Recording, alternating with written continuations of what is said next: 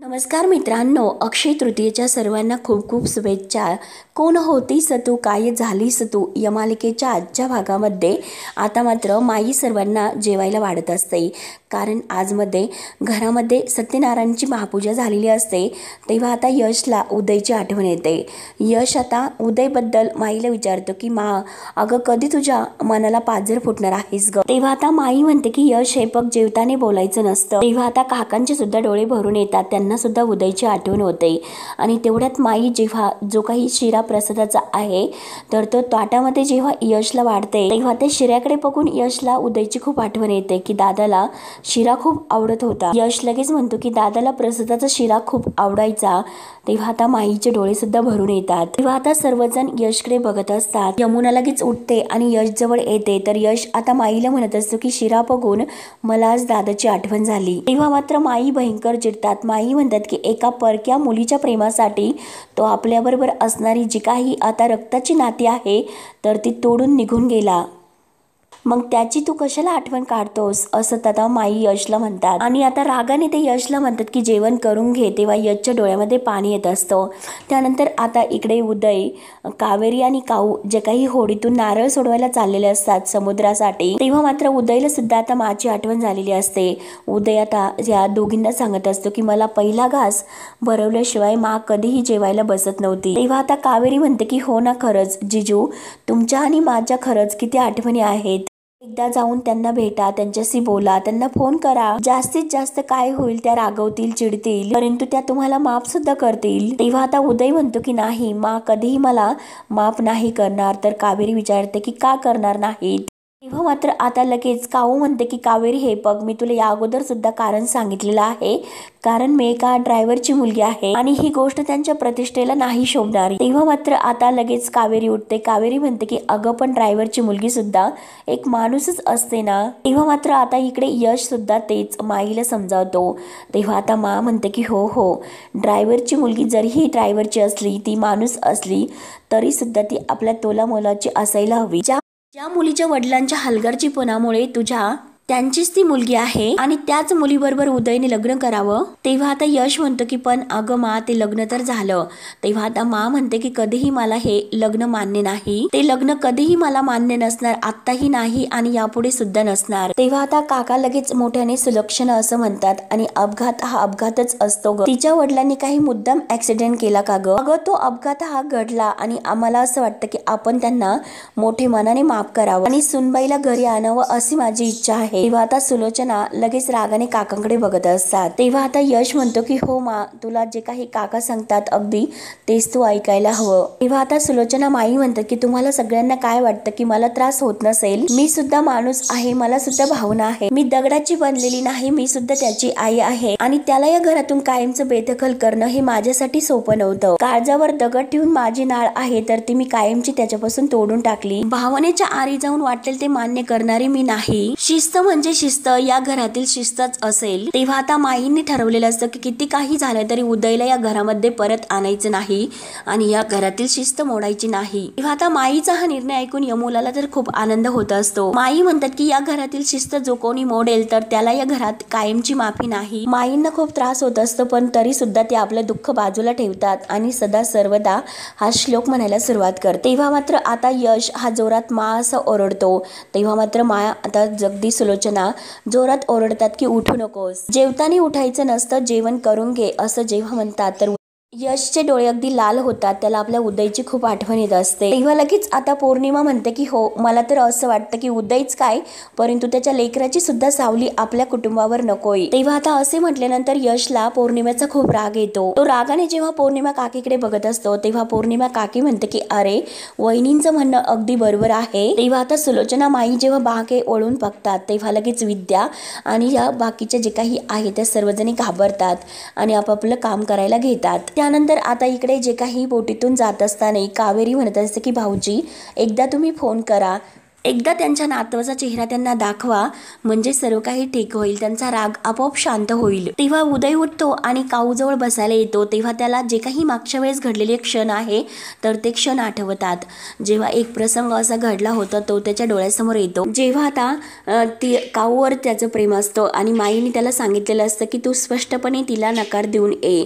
तेव्हा जेव्हा तो उदय घरी येतो तेव्हा माई देवघरात असतात आणि जेव्हा आता उदय तेथे येतो, उदय म्हणतो की हे बघ मा, मी स्पष्टपणे तिला नाही म्हणू शकलो नाही. तेव्हा आता माई म्हटलेले असतं की हे बघ, तू मनाने खूप हळवा आहे, तिला वाईट वाटेल म्हणून तू तिला काही नाही म्हणला नसेल, हरकत नाही, आपण तिला अजून पैसे देऊ, आपण तिला दागिने देऊ. तेव्हा उदयने माईचा हात धरलेला असतो आणि उदय म्हणलेला असतो की मा, मी तिच्यासोबत जे काही नातं आहे तर ते नाही तोडू शकत, मा प्लीज आम्हाला समजावून घे. तेव्हा आता सुलोचना काकी खूप अशा रागवलेल्या असतात. तेव्हा उदय मला म्हटलेला असतो की हे बघ, ती एकटी पडलेली आहे, अशा वेळी जर मी तिची साथ दिली नाही तर काय होईल. तेव्हा आता मा म्हणलेली असते की हे बघ, मला तुझ्या मनात जे काही आहे तो निर्णय कळलेला आहे, खूप मोठी चूक झाली. आजपर्यंत मला असं वाटत होतं की मी माझ्या मुलाला सगळं काही ओळखते, माझ्या मनातील तो जाणतो, परंतु तो एक माझा गैरसमज होता. माझा मुलगा म्हणजे माझं सर्वस्व होता, परंतु आता यापुढे माझा आणि तुझा काही संबंध राहिलेला नाही. एका शब्दात तू सगळं काही संपवलंस. तेव्हा आता माईने स्पष्ट तिचा निर्णय सांगितलेला असतो. तेव्हा आता उदय माईच्या पाया पडतो आणि तो तिचा हात धरून म्हणतो की मा, तू चुकीचा अर्थ काढते, तसं काही नाही, तू एकदा तिला भेट, तिचा जे काही निर्णय असेल तो शेवटी तू जे काही ठरवशील ते मला मान्य असेल, परंतु प्लीज तू एकदा काऊला भेट, एकदा तिच्या चेहऱ्याकडे बघ. तेव्हा आता माई म्हटलेले असतात की तिचा चेहरा मी कधी बघितलेला नाही, कधी मी बघणार सुद्धा नाही. तेव्हा आता उदय म्हणलेलं असतं की मा, अगं ती खरंच खूप चांगली मुलगी आहे. तेव्हा आता मा त्याला म्हणते की अच्छा, म्हणजे तू तिला इतकं माझ्यापेक्षा जास्त ओळखतो. अरे, स्वतःच्या आई समोर सुद्धा त्या मुलीची तू बाजू घ्यायला लागलास. त्या मुलीच्या प्रेमात तू इतका आंधळा झाला की तिच्या पुढे तुला जन्मदाती आई सुद्धा दिसत नाही. त्यामुळे तुला जायचं असेल तर खुशाल त्या मुलीच्या सोबत जा. मी काल सुद्धा माझ्या तत्वावर ठाम होते आणि आजपर्यंत शेवटेपर्यंत तेच राहील. तेव्हा आता उदय तिला म्हणलेला असतो की ठीक आहे, तिच्यासाठी नाही पण निदान तुझ्या या मुलासाठी. तेव्हा आता माई म्हणलेले असतात की तू माझा मुलगा आता राहिलेला नाही आणि कळतं काय उदय, तू कुणाला आपल्या घरची सून बनवायला निघाला ते. तेव्हा आता काही न बोलता माईंनी फक्त हात वर केलेला असतो. एकतर तुला हा निर्णय घ्यावा लागेल, एकतर मी किंवा ती. तेव्हा मात्र उदयने आता आपल्या बायकोची साथ दिलेली असते. तेव्हा उदय आता पूर्णपणे खचून गेलेला असतो आणि तो खूप रडत असतो. उदय म्हणलेला असतो की मी तुला सुद्धा नाही सोडू शकत मा, आणि तिला सुद्धा असं एकटीला नाही सोडू शकत, मला तुम्ही दोघी सुद्धा हवे आहेत मा. तेव्हा मात्र आता माने उदयच्या हातातील हात काढून घेतलेला असतो आणि स्पष्ट शब्दात सांगितलेलं असतं की या जन्मात ते शक्य नाही होणार आणि जर तुझा निर्णय झाला असेल तर तू कायमचं या घरातून जाऊ शकतो. हा माईने दिलेला निर्णय असतो. तेव्हा जाता वेळेस उदयने मात्र जे काही बॅगमध्ये पैसे, दागिने आणि गाडीची चावी वगैरे सगळं काही असतं तर ते माईंचं टेबलवर काढून ठेवलेले असते आणि हे बघ मा, हे पैसे आणि दागिने जे काही तू कावेरीला द्यायला दिले होते आणि तुझी ही जी काही अंगठी आहे तर ती तुझा आशीर्वाद म्हणून मी माझ्या सोबत घेऊन जातोय. म्हणून तो माईच्या पाया पडायला जातो, परंतु माईने त्याला त्यावेळेस आशीर्वाद दिलेला नसतो, ती बाजूला होते. माईंच्या काळजाला सुद्धा एक खूप मोठा आता असा जिव्हारी धक्का बसलेला असतो, कारण आपला मुलगा एका मुलीसाठी आपल्याला कायमचं सोडून जातोय.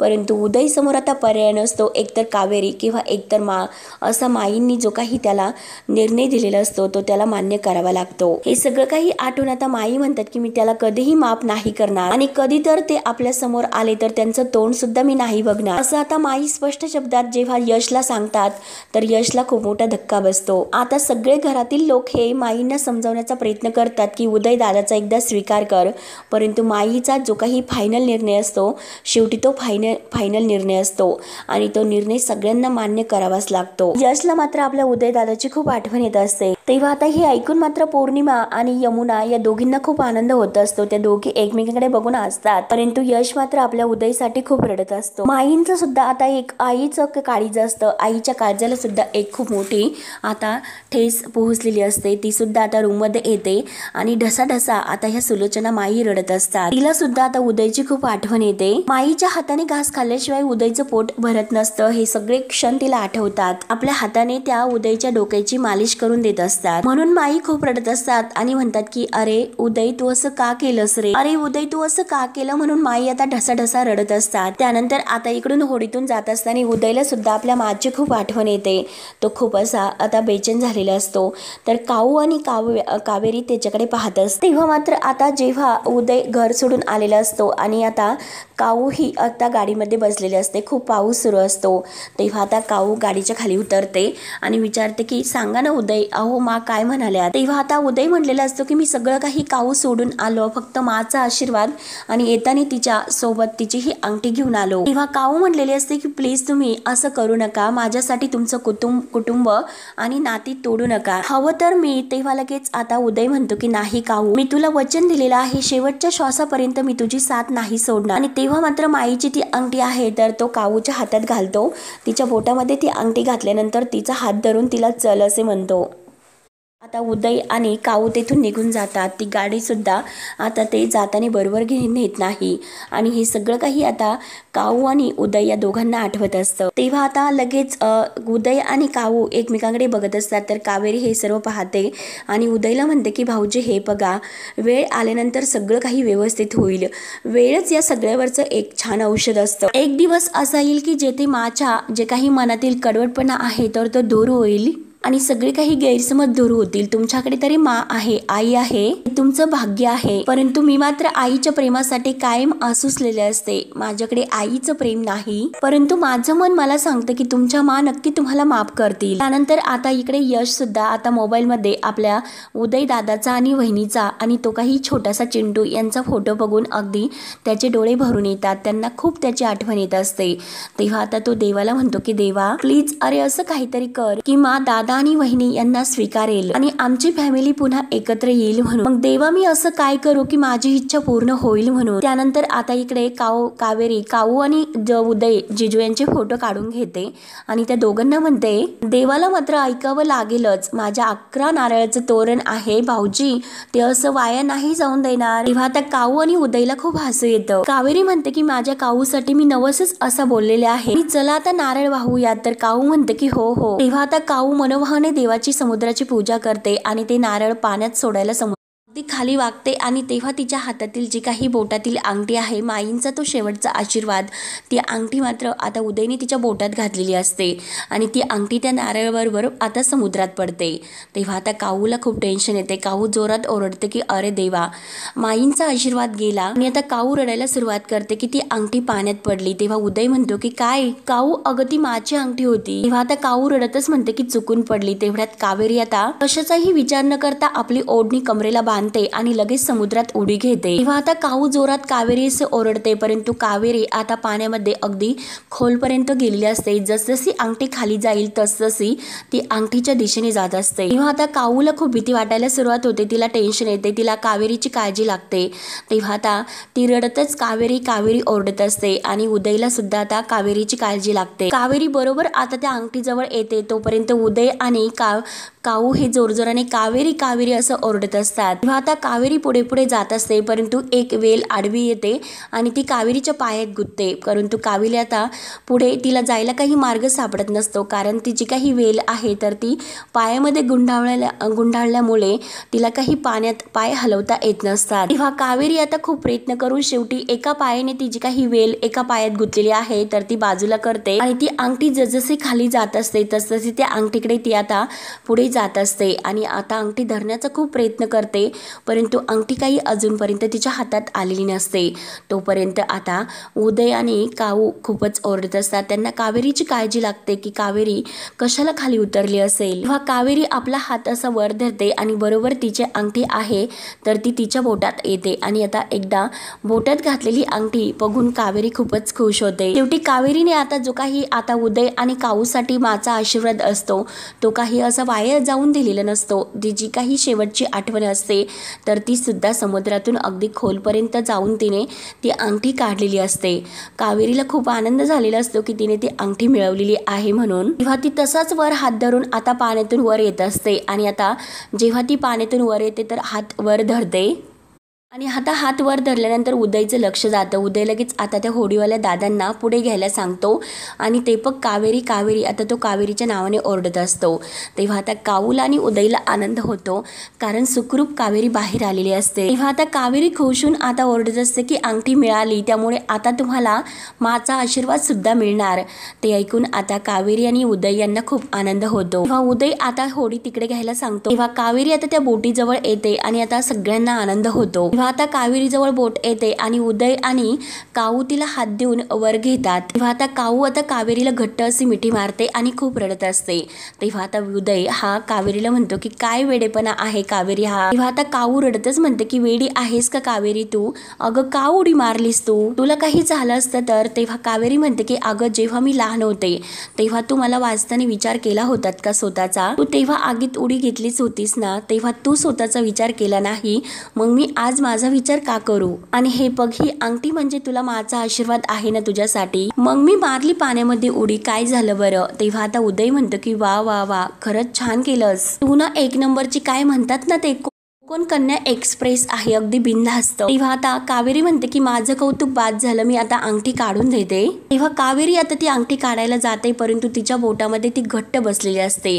कावेरी काढण्याचा खूप प्रयत्न करते. काऊला म्हणते की अगं ही अंगठी का निघत नाही, ती काय इतकी घट्ट अशी अडकून बसलेली आहे. तेव्हा काऊ म्हणते की अगं हो हो हो ओढू नकोस, दुखेल तुला. तेव्हा आता कावेरी म्हणते की अगं पण ही अंगठी निघणार कशी. तेव्हा आता काऊ म्हणते की असून दे, माझा आशीर्वाद तुला मिळाला असं समज. तेव्हा आता उदय सुद्धा म्हणत असतो की राहून दे, आता घरी गेल्यानंतर तू साबणाच्या पानाने काढ, आता नाही निघणार ती. तेव्हा आता कावेरी म्हणते की ठीक आहे आणि कावेरी हसते. आणि तेवढ्यात आता कावेरीच्या वडिलांचा फोन येतो आणि ती फोन घेते.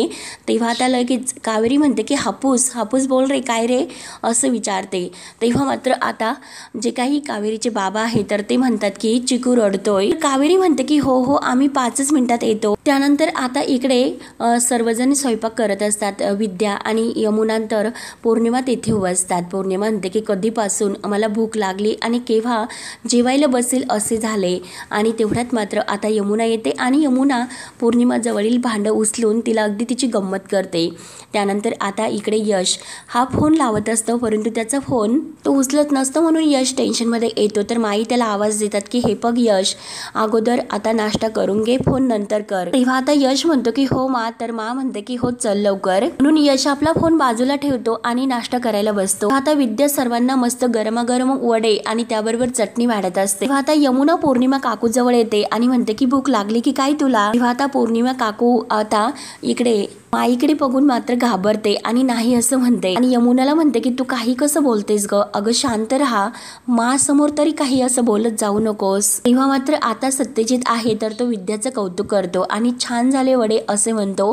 तेव्हा तर विद्या खूप लाजते आणि हसते. आणि तेवढ्यात मात्र आता यशच्या मोबाईलवर उदय दादाचा कॉल येतो आणि सर्वजण आता बघत असतात.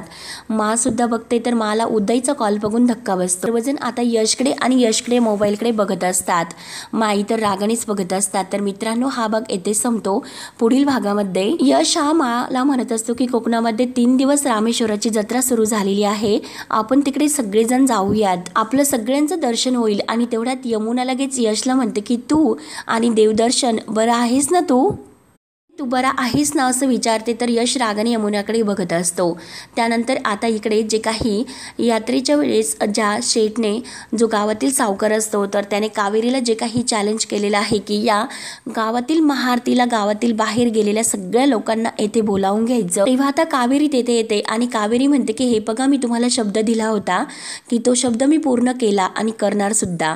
गावातील माणसं जे काही आहे ते पूर्णपणे आरतीसाठी येतीलच. जी लोक कामासाठी बाहेर गेलेली आहे ती सगळी लोक आज आरतीसाठी येथे येणार म्हणजे येणारच. तेव्हा आता कावेरीने जे काही चॅलेंज घेतलेलं आहे तर ते चॅलेंज कावेरीचं आज पूर्ण होणार असते.